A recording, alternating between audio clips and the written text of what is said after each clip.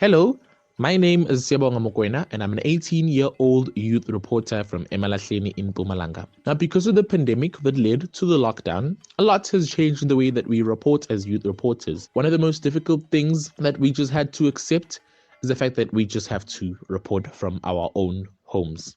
Hi, my name is Zikelela Khalam and I am a youth reporter at Nkqubela FM and I am from Port Elizabeth. And I would say that I have changed how I report during COVID-19 in a way that I no longer go out there in the community and communicate with people and record them saying what they think about the topic that we are discussing or just sharing their views basically. We now have to do everything using our cell phones. We need to record people using our cell phones. If we need to find interviews, we have to find their contact details and do interviews through social media platforms such as WhatsApp.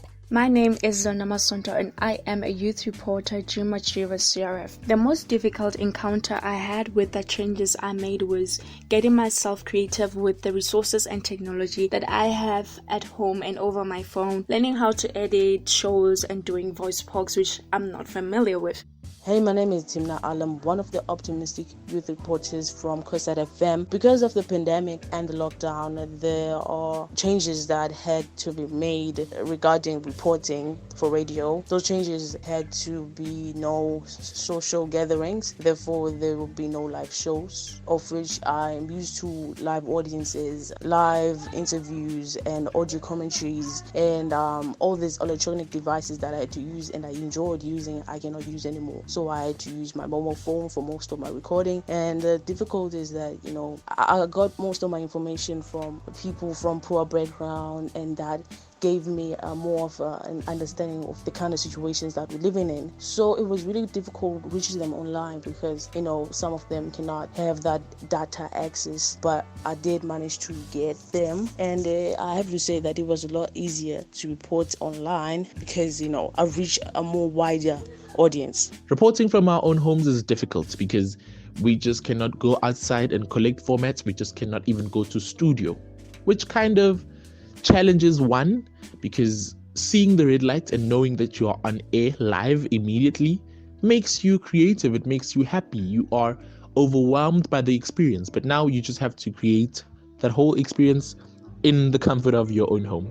Hence, it is very important to continue reporting during the COVID-19 outbreak, because as reporters and broadcasters rather, we aim to make sure that we teach people, we spread updates, we make sure that we remind the people about the precautions that have to be followed amidst the COVID-19 outbreak. And the outbreak is still evolving, it is continuing, it is consuming a lot of people, hence we just have to make sure that we continue to report as well.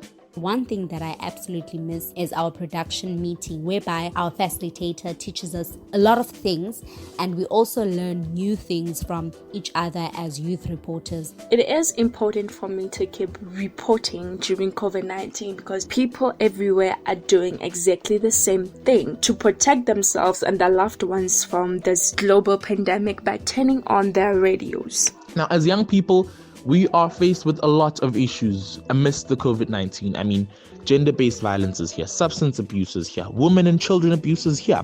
The ability to remain creative is also here. Issues faced by young people are issues like abusive parents, harmful practices, unattended pregnancies, financial problems, and young people who are disproportionately affected by joblessness during this COVID-19, and also suicidal risk. I am making a huge difference in other people's lives because they get to stay well informed about how to protect themselves from this global pandemic, the dangers of spreading things such as fake news about COVID-19, and also ways in which they can look after their mental health during this time. The difference I'm making is helping the listeners discover more about COVID-19, also to promote ways to avoid the spread within communities by giving useful information and tips to help fight the stigma uprising from the pandemic and reducing people's anxiety. Young people's voices are important to be heard this time because your voices are important in decision making. Your voices are important in activism because our problems and our concerns may not be addressed unless we point them out. So radio, it is the most popular medium for news and information, and the radio shares current updates every day on COVID-19 and gives the accurate information.